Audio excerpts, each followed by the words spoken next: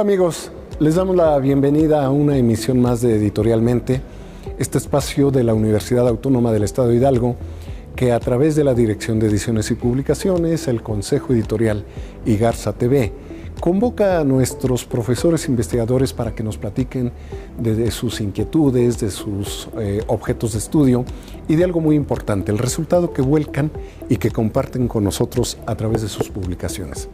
En esta ocasión me da mucho gusto recibir a Felipe Durán Sandoval. Bienvenido, Felipe, gracias por estar aquí. Al contrario, muchas gracias a ti, Marcial, por permitirnos presentar el resultado, como dices tú, de nuestros trabajos. Además de un libro tan interesante como es Transgresión y Educación siglos XVI-XIX. Pero antes de entrar en el texto, Felipe, cuéntanos, tú eres licenciado, maestro y doctor en Historia. ¿Cuál es tu recuento académico en esta disciplina científica? Sí, así es, soy historiador 3 veces, podríamos decir. Efectivamente. Soy licenciado por la Escuela Nacional de Antropología e Historia de la Ciudad de México. Soy maestro por el Colegio de San Luis, en la ciudad de San Luis Potosí.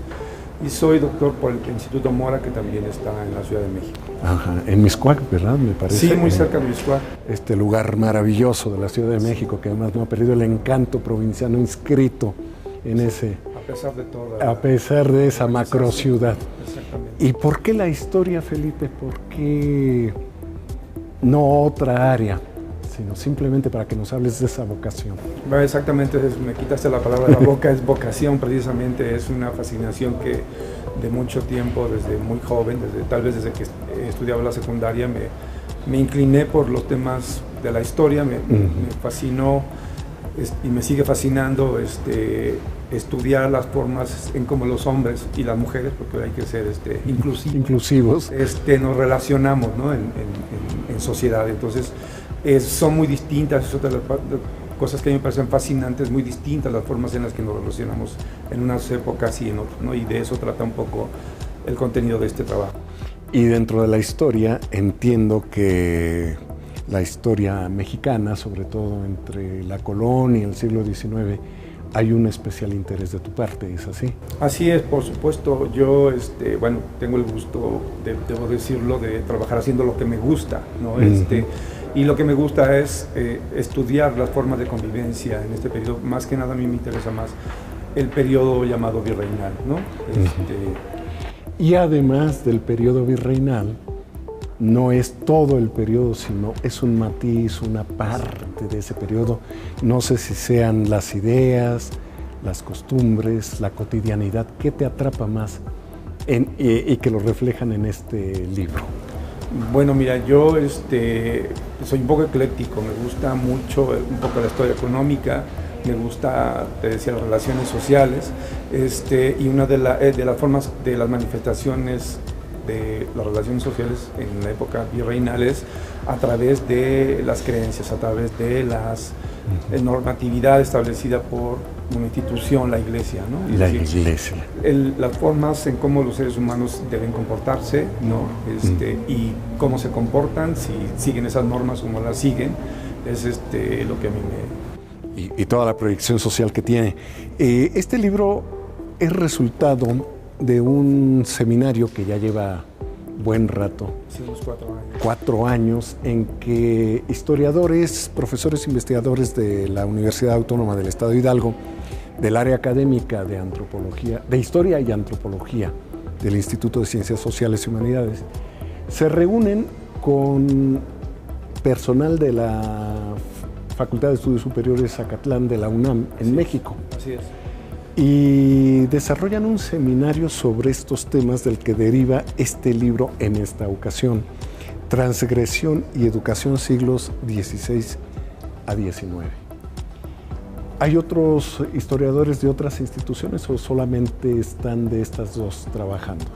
Bueno, mira, por lo pronto hemos estado, los que colaboramos en esta obra somos exclusivamente de la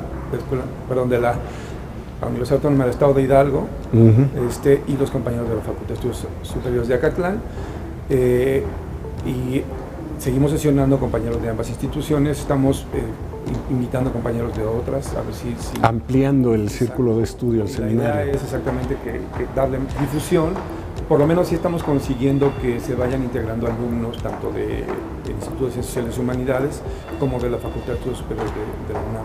Eso me parece muy interesante, ¿no? Que involucren a los alumnos, que los hagan colegas en el trabajo de la investigación, porque es algo que se ha dejado un poco de lado.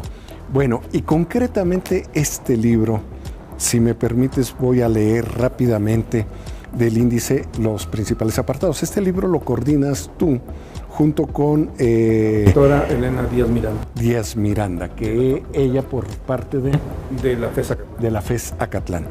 En la primera parte es transgresión. Leo rapidísimamente los títulos de los capítulos. Tezcatlipoca, de Dios a demonio transgresor. Este artículo es de Julio César Morán Álvarez. Luego, un acercamiento a los casos de sodomía en la Nueva España, los cambios entre los siglos XVII y XVIII, de Guadalupe Colmenero Zamora.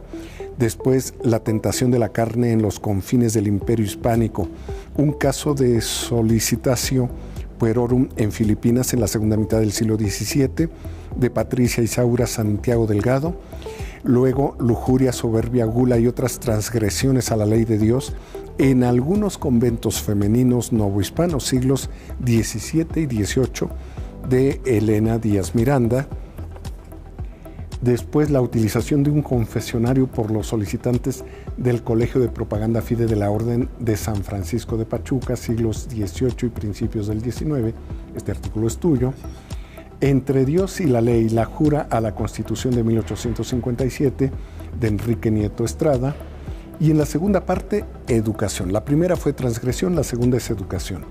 Proposiciones escandalosas en el púlpito de Mérida, el caso de Nicolás Gregorio Carrión, 1680, de Marisol Ramírez García, la búsqueda de la santidad a través del castigo corporal de Sor Mariana de San José, 1737-1750, de Norma Anabel Barrera, el catecismo como método de adoctrinamiento en México durante los primeros años como nación independiente, de José Trinidad Cázares Mata, y Escuela Preparatoria de la Sociedad Católica, Educar para la Libertad o Educar para el Orden, México 1870, Valeria Cortés Hernández.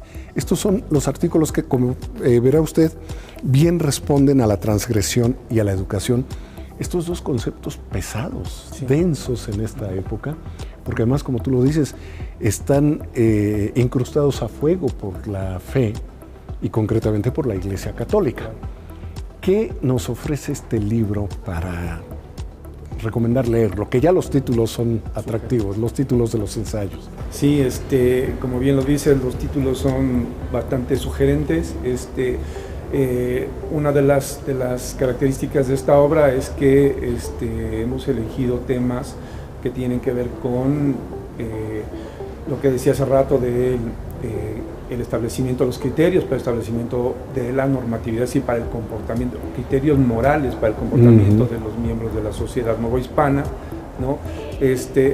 Y en esta línea tenemos la transgresión, es decir, aquellos que no siguen esas normas por las razones que se quieran, y por la otra parte la educación, es decir, la educación para la imposición, como bien lo decías ahorita, de estas normas es importante, ¿no?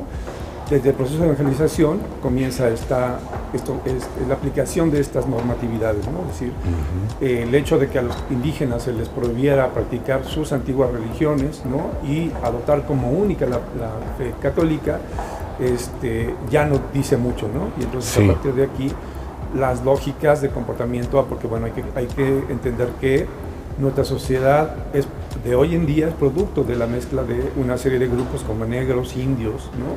Españoles obviamente, pero con la lógica impuesta por las autoridades españolas, ¿no? Donde el gobierno estaba muy mezclado con la iglesia, ¿no?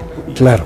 Entonces de ahí viene la imposición de estas normas, ¿no? Pero además, contrariamente a lo que uno creyera, que la sociedad novohispana era rígida, establecida con todos los cánones de un orden irreductible, pues no, la sociedad y la naturaleza humana es universal en el tiempo y en el espacio.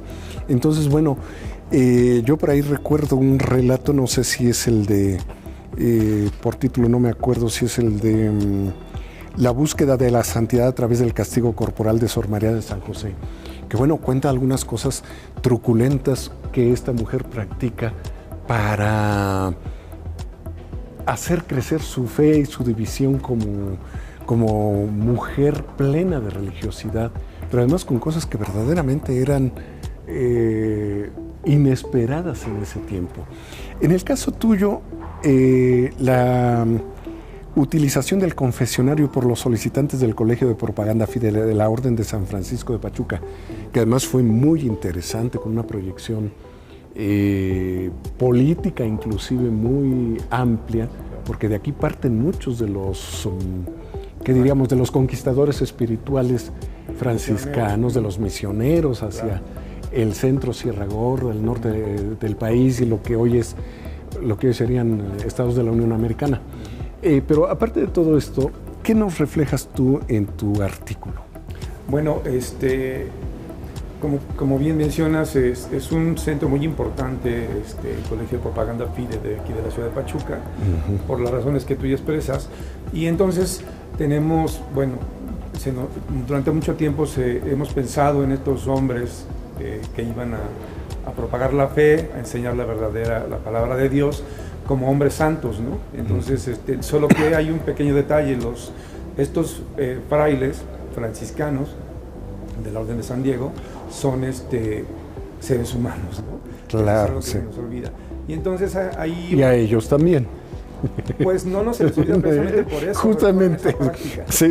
No pueden evitarlo porque... Bueno, claro, es la naturaleza lo que decimos hace rato. Exactamente. Entonces, la solicitación es la práctica de pedir favores de tipo sexual a las, y también hay que decir que en algunos casos también a los parroquianos. A los parroquianos que acudían a la confesión, ¿no? Entonces, como era el confesionario un espacio, digamos, privado, ¿no? En donde al que la iglesia le había conferido, digamos, un carácter de sacro, ¿no? Porque es el espacio en donde el pecador se acerca a reivindicarse con Dios luego de haber cometido una serie de pecados.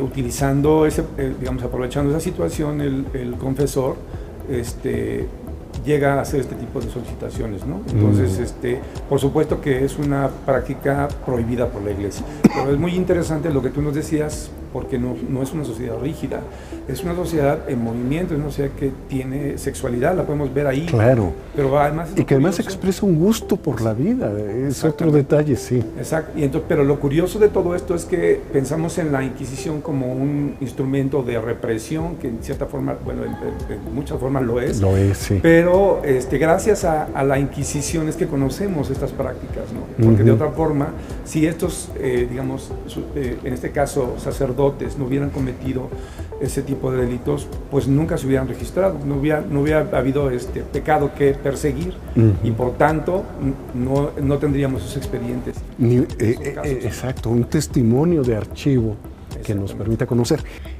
Felipe, algo que yo estuve observando en la lectura, en la ojeada, en la curiosidad por algunos de estos artículos, que además son muy divertidos, muy amenos y muy interesantes, es que ustedes entran un poco a lo que sería, no la historia de los grandes grupos, no la historia de las grandes regiones, sino enfocan con lupa, con microscopio, casos personales, casos regionales, y nos hacen voltear hacia esos elementos. Entonces, Felipe, te decía, cuando yo reviso el índice, ojeo algunos artículos, leo otros, lo que veo es que ustedes no están trabajando la historia de los grandes grupos, los grandes conglomerados humanos, los grandes espacios, imperios o reinos, sino casi con una visión de microscopio. Se ocupan del sujeto, del proceso, de casi microhistoria, o no sé si sea el caso, pero a partir de las mentalidades que se aplicaban en la época, de los ejercicios cotidianos de la vida, nos dan ustedes una visión muy nutrida, muy curiosa y además muy atractiva de la sociedad en estos siglos XVI a XIX, a principios del XIX sobre todo, y nos acercan a una visión distinta de la historia que gesta esta tierra que hoy vivimos. ¿Qué nos dirías para recomendarnos la lectura de este libro? Bueno, sí, como tú bien mencionas, se abordan casos muy concretos, ¿no? Y estos casos, es decir, no son casos aislados de la sociedad. Podemos ver que el comportamiento de ciertos individuos puede estarnos hablando de un comportamiento pues, más amplio en la sociedad, ¿no? Ahora, cuando yo era estudiante de la licenciatura, teníamos la idea de que la historia se construía a partir de la historia nacional, ¿no? Y entonces teníamos que ver los grandes procesos. Hoy en día, afortunadamente, esa visión ha cambiado y creemos que el estudio de casos concretos nos permiten, o sea, estos casos concretos son parte de un todo, ¿no? Entonces es tan interesante ver las lógicas, digamos, nacionales, como también cómo se encarnan las relaciones sociales bajo diferentes criterios en los diferentes espacios de este territorio, ¿no? Que claro. ¿Y por qué recomiendas leer? Bueno, háblanos de algo, la amenidad de estos ensayos. Bueno, yo creo que la amenidad consiste precisamente porque, como bien dices, bueno, sí hay un rigor académico. Absoluto, sí. Entonces, bueno, hay todo, a través de cada uno de estos trabajos. Una metodología, una investigación exhaustiva, y entonces un análisis de cómo y por qué se presentan las circunstancias de cada uno de estos casos. Pero precisamente creo que el atractivo de este libro es que muchos de nosotros nos podemos, ver o reflejarnos en esos personajes que tienen, igual que cualquiera de nosotros, necesidades, pasiones, aspiraciones, ¿no? Entonces, muchos de ellos es el asunto de la santidad, de la salvación, ¿no? Que es el máximo, el ideal de muchos en la época. Claro. Pero lamentablemente somos pecadores por naturaleza, porque nuestro cuerpo es propenso al placer, ¿no? Entonces, exacto. Entonces creo que eso es lo que le hace atractivo, ¿no? El conjunto de estos trabajos. Claro, y sobre todo el reflejo de una ideología, de una manera de ser, de una fe, de una religión. Y por eso mismo vale la pena que se acerque usted a este libro, léalo, Transgresión y Educación, siglos XVI-XIX, y búsquelo. Le aseguro que va usted a pasar unos ratos agradables y además va a aprender mucho de lo que fue el desarrollo, ese desarrollo pues intrínseco de la sociedad novohispana y de los primeros años del México independiente, el siglo XIX, que también es un siglo riquísimo para nosotros. Pues recomendable comprar el libro Transgresión y Educación, siglos XVI-XIX, que coordinan Felipe Durán Sandoval y Elena Díaz Miranda, entre el Instituto de Ciencias Sociales y Humanidades, a través del área académica de Historia y Antropología de nuestra Universidad Autónoma del Estado de Hidalgo, y la Facultad de Estudios Superiores de la UNAM en Acatlán. Por favor, se lo recomendamos y le agradecemos que nos haya acompañado. Felipe, muchísimas gracias. Una felicitación por este libro y esperamos el siguiente de este seminario. Ya estamos trabajando en eso, exactamente. Claro. Y, al contrario, las gracias de mi parte hacia ustedes y a nombre de todos mis compañeros.